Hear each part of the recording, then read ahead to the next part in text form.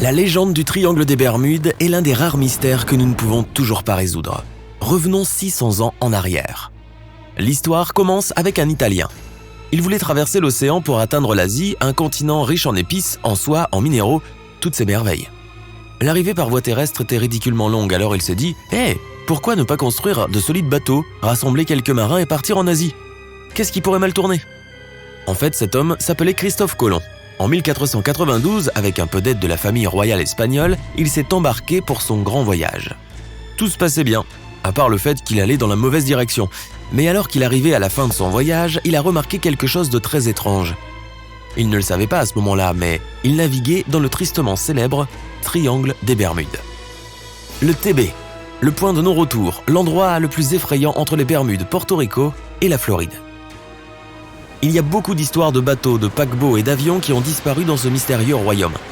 Certains ont été retrouvés des années plus tard, et d'autres ont disparu de la surface de la Terre, gisant au fond de l'océan sans avoir été découverts. Enfin, on n'en sait rien.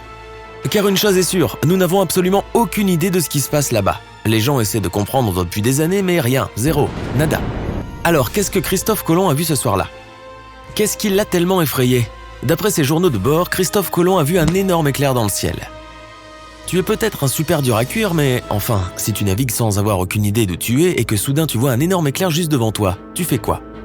Moi, tu me retrouverais caché sous le pont en train de mâcher un citron ou n'importe quoi. Ce n'est pas le seul mystère des mers qui existe, loin de là. Tu as déjà entendu parler du Kraken ? Un calamar géant qui peut avaler un navire entier, non ? Tu as de la chance. Imagine que tu navigues sur un bateau, le vent dans les cheveux, les mains sur les hanches, comme dans ces vieux films de pirates. Et puis un énorme calamar surgit devant toi en provenance des eaux froides et sombres des profondeurs. Il enroule ses tentacules autour du navire et emporte le tout vers le fond de l'océan. Heureusement que tu as emporté un radeau de sauvetage. Et que dirais-tu d'un colossal serpent de mer qui poursuivrait ton bateau à toute vitesse à la recherche d'un casse-croûte pour ton déj ? Cette chose s'appelle un léviathan, et tu ferais mieux de prier pour qu'il n'existe pas réellement. Ou les sirènes. Des créatures de mer méchantes mais belles. Elles aiment traîner sur les rochers et chanter du karaoké. Leur voix magique attire les marins, qui naviguent directement vers les rochers pointus. Ah oui, il y a aussi de gentilles sirènes, celles qui sont géniales, qui aiment aussi le karaoké, mais ne font pas couler les navires. Les bonnes vieilles sirènes, elles existent vraiment, elles, non ? Et n'oublions pas les pirates avec des jambes en bois. Piller, voler, dire « Ah !» tous les 2 secondes. Au fait, à part ça, que font ces gars toute la journée ? Revenons à notre ami italien Christophe Colomb. Peut-être qu'il a juste vu un orage. Pourquoi n'y a-t-il pas pensé ? Eh bien, je n'ai pas 600 ans et je n'étais pas là. Comment pourrais-je le savoir ? Ce qui est bizarre, c'est qu'il n'a jamais parlé de vagues énormes ou de fortes pluies, ni de vents violents, juste d'un simple éclair dans le ciel. Peut-être que des dauphins lançaient des feux d'artifice, ou une chose comme ça. Après l'éclair, Christophe Colomb a écrit que l'aiguille de sa boussole s'est mise à danser partout. Cela devient de plus en plus bizarre. Son récit se termine avec une gentille tortue dotée de lunettes de soleil qui a sauté hors de l'eau, a poussé les 3 bateaux vers la rive et a permis à tout le monde de descendre pour s'acheter des hot dogs. Je plaisante. Alors, que s'est-il passé ? Les scientifiques pensent maintenant avoir la réponse. Roulement de tambour. Un astéroïde s'est écrasé dans l'océan. Affaire classée. Mais attends, et le truc avec la boussole, quel est le rapport avec un astéroïde ? Les astéroïdes ont des formes et des tailles différentes, mais ils sont comme des œufs en chocolat, le meilleur se trouve à l'intérieur. Ils sont remplis de minéraux et de métaux qui valent des milliards de dollars. Les scientifiques essaient même de trouver comment atterrir sur un gros astéroïde pour l'exploiter. Il faudrait que ce soit un très gros astéroïde, un truc de la taille de Rhode Island quoi. Pourquoi ? Parce qu'il y a de fortes chances qu'il soit entouré d'un champ magnétique, ce qui faciliterait son atterrissage. Les scientifiques pensent que les champs magnétiques autour de certains astéroïdes peuvent durer des millions d'années. Mystère résolu. Peut-être.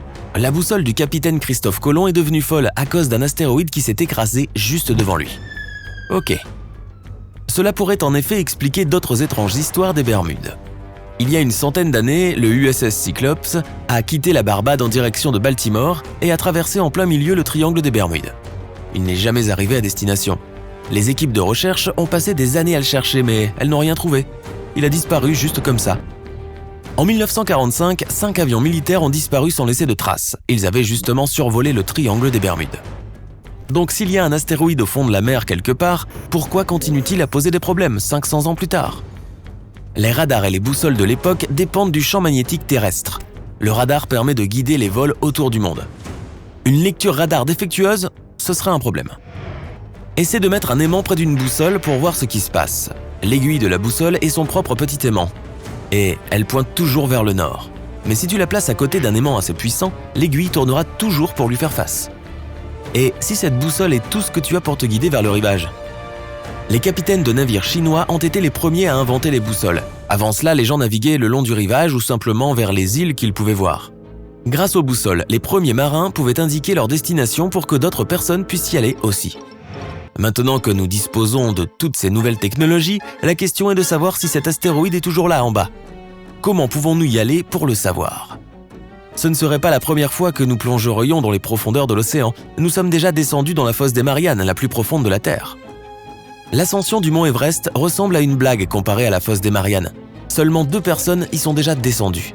Comme c'est tellement profond, la pression de l'eau y est incroyable. Et la seule façon de descendre est de se mettre dans un réservoir high-tech ou dans quelque chose qui ne s'écrasera pas sous toute cette pression. Et ce genre de choses n'est pas franchement bon marché. Et là-bas en bas, juste beaucoup d'obscurité, de calme et de beauté. Et un tas d'animaux bizarres. Le triangle des Bermudes n'est pas aussi profond que la fosse des Mariannes, alors on pourrait y descendre un jour plus facilement. On pourrait trouver l'astéroïde que Christophe Colomb a vu, cette fois avec des millions de petits poissons dessus qui auraient élu domicile. Tous ces bateaux et avions perdus qui ont disparu doivent être là quelque part aussi. Ou bien nous pourrions voir quelque chose que nous n'attendions pas. Nous pourrions aussi trouver d'anciennes espèces de calamars, de requins et de tortues avec des capacités spéciales, comme une vision nocturne. Nous pourrions trouver de l'or. Des navires remplis d'or et d'argent ont coulé sur leur chemin du retour des Amériques vers l'Europe. Certaines épaves présentaient des traces de feu, d'autres ont été séparées en 2 et la plupart sont toujours là. Une fois, des plongeurs japonais ont trouvé une ancienne pyramide sous-marine. Ils ne savent même pas si elle était naturelle ou si elle a été fabriquée par l'homme. Dans la mer Baltique, quelqu'un a capté une image bizarre au sonar d'un vaisseau spatial. Ou simplement c'est un rocher avec un aspect étrange? Un lac suisse cachait une belle voiture ancienne. Après avoir été sortie sur la rive et nettoyée, elle a été vendue pour plus de 350 000 $. Les pneus étaient encore gonflés. Des pêcheurs japonais ont trouvé un jour un petit bateau rond avec un couvercle en verre. Il y avait une femme avec des cheveux roux à l'intérieur. Certains pensaient que c'était un conte de fées devenu réalité. D'autres pensaient que c'était une créature magique et d'autres encore que c'était une espionne. Le triangle des Bermudes fait peur, mais les îles qui sont proches sont géniales. Les Bermudes sont une petite île où l'on parle anglais. Et les autres points du triangle sont la pointe de la Floride et l'île américaine de Porto Rico. Tu voudrais la visiter ?